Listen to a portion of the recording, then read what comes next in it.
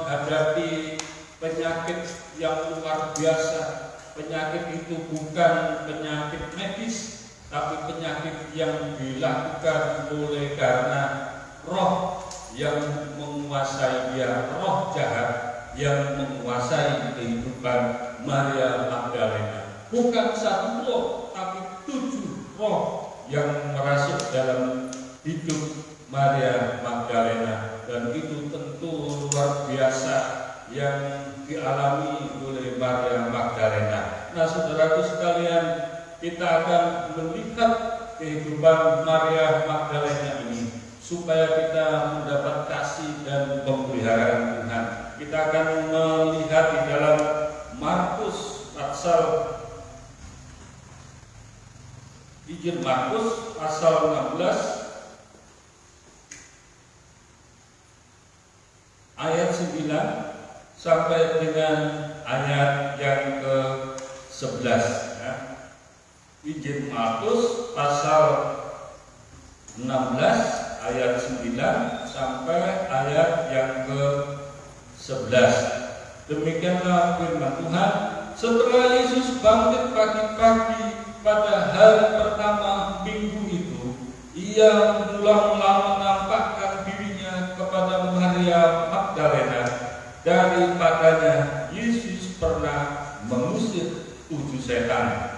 Lalu perempuan itu pergi memberitahukannya kepada mereka yang selalu mengiringi Yesus dan yang pada waktu itu sedang berkabung dan menangis. Tetapi ketika mereka mendengar bahwa Yesus hidup dan telah dilihat olehnya, mereka tidak percaya. Saudara sekalian, bahwa firman Tuhan ini jelas mengatakan kepada kita bahwa kehidupan Maria Magdalena itu sebelum penyaliban Yesus Kristus, dia sedang menderita oleh karena 7 setan yang merasuk di dalam kehidupannya. Ini saudaraku, roh yang luar biasa kejahatannya dan yang menguasai Maria Magdalena ini. Ketika dia kuasai roh itu, Yesus telah menyembuhkannya. Dia telah mengusir roh setan itu yang menguasai Maria Magdalena. Ketika kondisi yang seperti itu, Maria setelah disembuhkan oleh Tuhan Yesus, kemudian ia berubah. Dia menyokong rombongan Tuhan Yesus ini dengan kekayaannya. Dan sebenarnya Maria Magdalena ini ternyata seorang yang kaya, dan dalam kekayaannya itu tidak dapat menolong hidupnya yang sedang dirasuk oleh setan, tetapi oleh karena kuasa Yesus yang dapat mengusir dan menghancurkan kuasa setan itu, maka Maria itu mendapat kesembuhan. Dan ketika dia mendapatkan kesembuhan itu, dia sadar benar, dia menyadari betapa Tuhan baik kepada hidupnya. Dan oleh sebab ini dikatakan bahwa karena kasihnya Yesus yang luar biasa yang sudah menyembuhkannya, maka Maria Magdalena itu juga mendukung dalam pelayanannya. Kita lihat ya dalam Lukas pasal 8. Injil Lukas pasal 8 ayat 2 dan 3 saya bacakan. Dan juga beberapa orang perempuan yang telah disembuhkan dari roh-roh jahat atau berbagai penyakit, yaitu Maria yang disebut Magdalena yang telah dibebaskan dari 7 roh jahat, Yohana istri Kaus, Kusa, bendahara Herodes, Susana, dan banyak perempuan lain. Perempuan-perempuan ini melayani rombongan itu dengan kekayaan mereka. Wah, saudara sekalian. Jadi kita bisa melihat Maria Magdalena ini dengan kesembuhan yang Tuhan berikan, dia mau menyerahkan apa yang dia miliki. Salah satunya adalah kekayaan yang dia miliki itu digunakan untuk menyokong pelayanan dari Tuhan Yesus. Gereja ini juga sampai hari ini bisa berdiri, saudaraku, karena anak-anak Tuhan yang menyokong gereja ini. Anak-anak Tuhan yang setia sehingga gereja ini bisa bertahan hidup sampai hari ini. Bukan hanya bertahan hidup, kita juga dipakai oleh Tuhan dengan luar biasa. Sepertinya kita tidak pernah memikirkan itu. Tuhan merubah situasi itu menjadi berkat bagi kita semuanya. Saudaraku sekalian, begitu juga dengan Maria Magdalena yang dahulu mungkin kekayaannya tidak bisa digunakan untuk apa. Dia sangat kaya itu, tetapi melalui kesembuhan yang dia terima, dia menyadari bahwa Tuhan juga membutuhkan sokongan orang lain, dan murid-murid orang lain itu menyokong pelayanan Tuhan. Bisa luar biasa selama ini, meskipun Tuhan itu berkuasa, tapi Tuhan juga menghendaki anak-anak Tuhan juga melibatkan diri dalam pelayanan. Saudara sekalian, puji Tuhan kalau saudara juga terus mendukung pelayanan di gereja kita. Saudaraku sekalian, ketika kita bisa melihat Maria yang begitu setia dalam pelayanannya itu, maka dia salah satu orang yang menjadi murid Tuhan di balik layar itu. Dia sungguh-sungguh melayani Tuhan melalui kemampuannya bersama dengan murid-murid perempuan yang lain. Saudara, setelah peristiwa yang begitu menyejukkan hati, mengembirakan hati, ternyata Maria Magdalena ini juga melewati masa-masa yang sulit dalam kehidupan pelayanannya bersama murid-murid yang lain dan Tuhan Yesus. Mengapa begitu? Karena ketika peristiwa penyaliban Tuhan Yesus itu datang, dan murid-murid yang laki-laki yang lain mulai tercerai-berai, mulai meninggalkan Tuhan Yesus, tetapi Maria Magdalena dan beberapa perempuan yang lain justru dia tidak melarikan diri. Justru ketika peristiwa itu malah mendekat kepada Tuhan Yesus. Saudara, kita lihat dalam firman Tuhan Yohanes 19 ayat 25, dan dekat salib Yesus berdiri ibunya dan saudara ibunya, Maria istri Klopas dan Maria Magdalena. Saudara, coba perhatikan di sini. Ketika murid-murid yang laki-laki yang gagah perkasa itu, ternyata ketika Tuhan Yesus mengalami penyaliban itu, mereka pergi entah kemana. Tapi sekarang justru wanita itu dekat dengan salib Yesus. Dia sangat dekat dengan salib itu. Dia tidak takut dengan pasukan Romawi yang sedang menganiaya Yesus. Dia tidak takut dengan banyak orang yang menolak Yesus. Tetapi Maria Magdalena itu bersama Maria ibunya dan Maria yang lain itu dekat dengan salib. Waduh, kalau dekat dengan salib kira-kira berapa meter? Ya, sedekatnya sudah ya, bisa 5 meter, bisa 4 meter. Karena itu dekat dengan salib. Dan berarti Maria itu tahu persis penderitaan Yesus Kristus yang pernah menolongnya. Ketika dia disalib itu, dia tahu keadaan Yesus Tuhannya itu, karena dia tidak jauh dari salib itu. Petrus itu jauh dari salib Yesus. Petrus itu menjauh ketika Yesus di hadapan pengadilan. Dia menjauhkan diri, dan murid-murid yang lain pun tidak dekat. Dia sangat ketakutan. Tetapi Maria Magdalena ini dengan Maria yang lain dan teman yang lain itu dekat dengan salib Yesus. Waduh, itu hal yang luar biasa. Dia sungguh-sungguh atas pertolongan dan berkat yang diterima. Sekarang dia bukan saja melayani dengan kekayaannya, tapi dia juga melayani dengan hatinya. Dia melayani dengan perasaannya.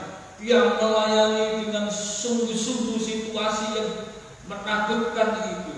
Justru Maria dekat dengan salib. Waduh, ini seorang wanita yang bisa menjadi teladan bagi kita semua. Mungkin kita hari ini menghadapi kita. Rupanya kita belum seberapa, tidak seperti Maria Magdalena yang begitu dia mengalami tekanan yang luar biasa, tapi dia mau terus dekat dengan Tuhan Yesus. Hari ini kita banyak persoalan, hari ini kita menghadapi pandemi COVID-19 yang belum selesai. Hendaklah kita bukan jauh dari salib Tuhan, kita bukan menjauh dari Tuhan, tapi hendaklah kita semakin dekat dengan Tuhan, kita semakin mendekat kepada Tuhan dan mohon pertolongan Tuhan, karena Tuhan itu tetap berkuasa dari dulu sampai sekarang. Saudaraku sekalian, ketika Tuhan Yesus setelah disalib dan masuk dalam kuburan itu, Yesus yang sedang diturunkan dan masuk dalam kuburan, banyak orang mengatakan, oh Yesus itu bukan mati, Yesus itu ketika disalib cuma pingsan, kemudian setelah itu diganti orang lain di atas salib. Nah saudaraku, ini jelas bertolak belakang dengan firman Tuhan, karena firman Tuhan ini Yesus disalib itu disaksikan oleh murid-murid perempuan ini. Ada ibu Maria Yesus, Maria yang lain, Maria Magdalena, dan wanita yang lain justru dekat dengan salib, sehingga tidak mungkin kalau ada orang yang mengatakan, oh Yesus pingsan lalu diganti dengan orang lain.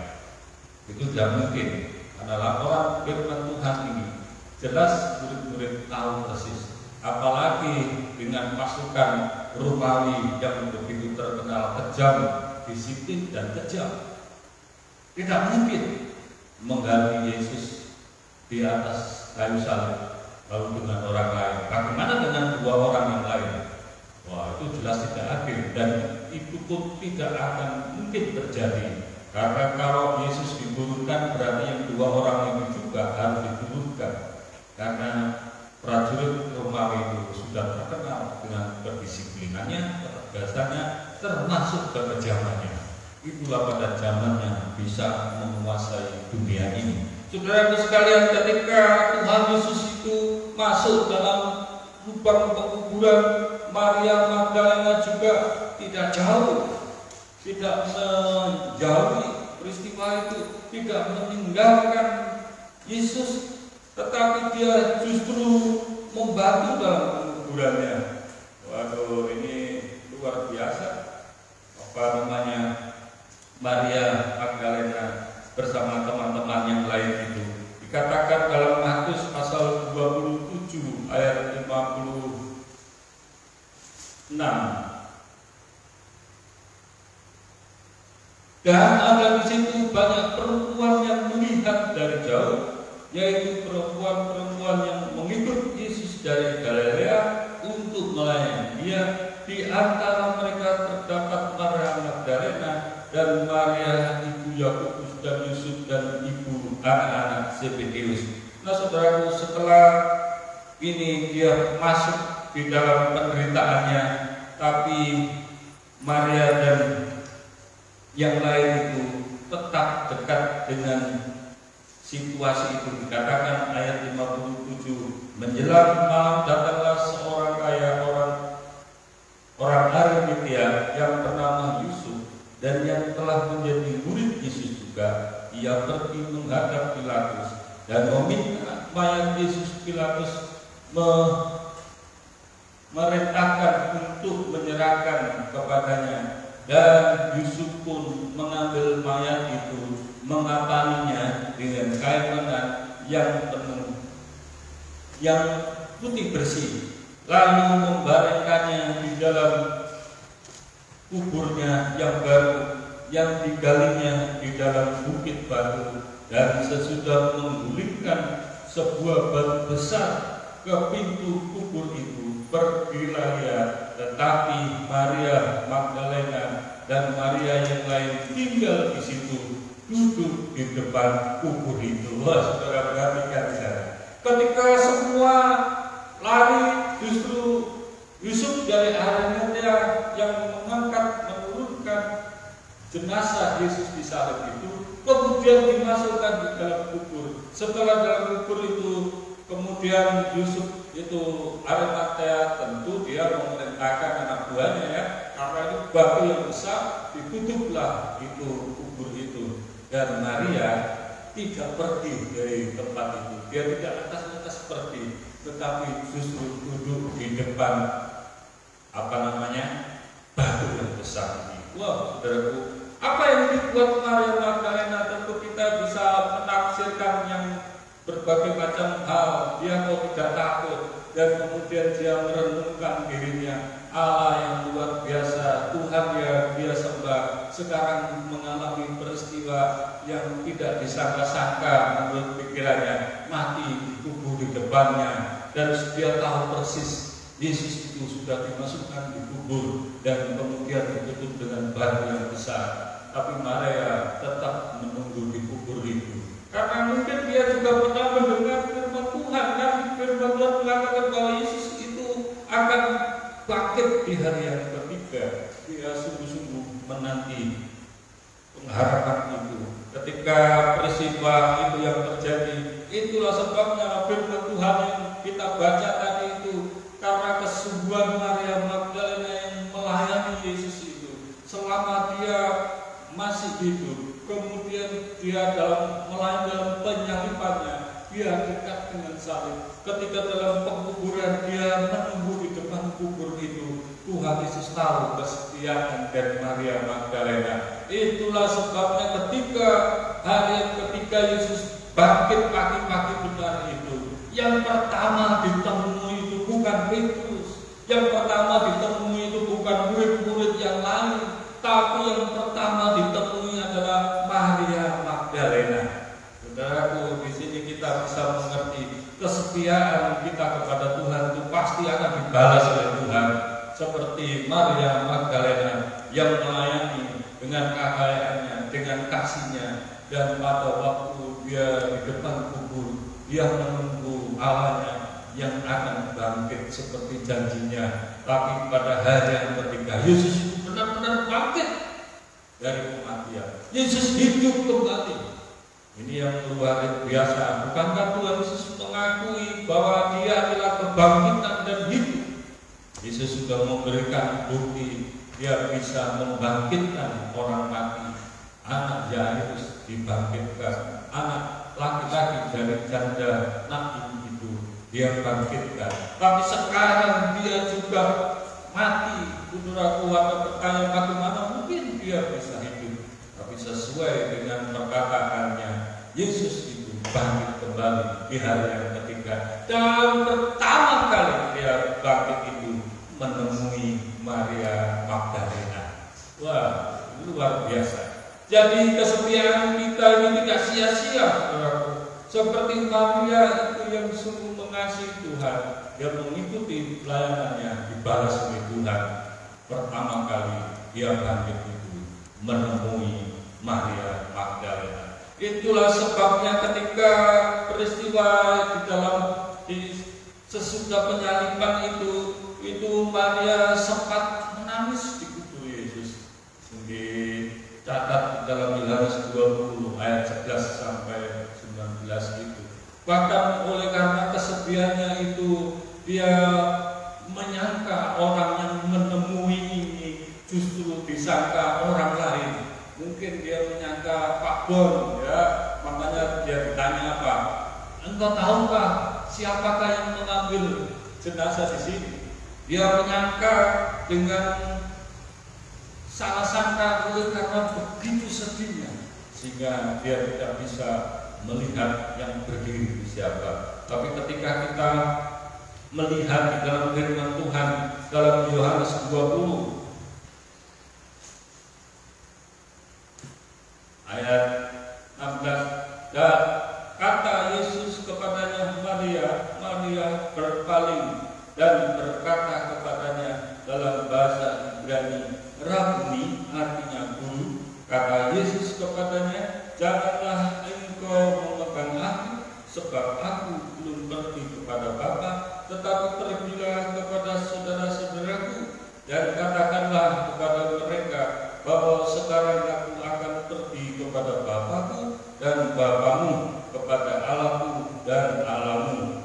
Maria Magdalena pergi dan berkata kepada murid-murid, aku telah melihat Tuhan, dan juga bahwa Dia yang mengatakan hal-hal itu kepadanya. Jadi saudara, pertama kali itu justru kegembiraan yang luar biasa diterima oleh Maria. Tapi beberapa hari dia mengalami kesedihan, tapi sekarang sukacita itu datang berlimpah-limpah dalam kehidupannya. Dan ketika dia disuruh oleh Tuhan memberitahukan murid yang lain, dia secepatnya pergi dan menunjukkan bahwa aku sudah melihat Tuhan.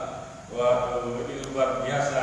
Murid-murid yang lain itu sedang ketakutan di rumah mereka, sedang ketakutan, ada yang berkumpul, ada yang sedang ketakutan dia pergi untuk meninggalkan Yerusalem. Tapi Maria Magdalena itu justru mengalami kegembiraan yang luar biasa.